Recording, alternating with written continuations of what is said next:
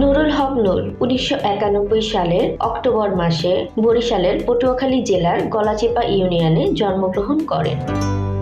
২০১০ সালে গোলাম নবী মাধ্যমিক বিদ্যালয় কালিয়াকৈর থেকে বিজ্ঞান বিভাগে এসএসসি পরীক্ষায় অংশগ্রহণ করেন। ২০১২ সালে Uttara high school and college Dhaka থেকে এইচএসসি পরীক্ষা সম্পন্ন করেন। পরবর্তীতে ২০১৩ এবং ২০১৪ শিক্ষাবর্ষে ঢাকা বিশ্ববিদ্যালয়ে ইংরেজি বিভাগে ভর্তি হন। তিনি সেখান থেকেই ইংরেজি বিষয়ে বিএ সম্মান ডিগ্রি অর্জন করেছেন।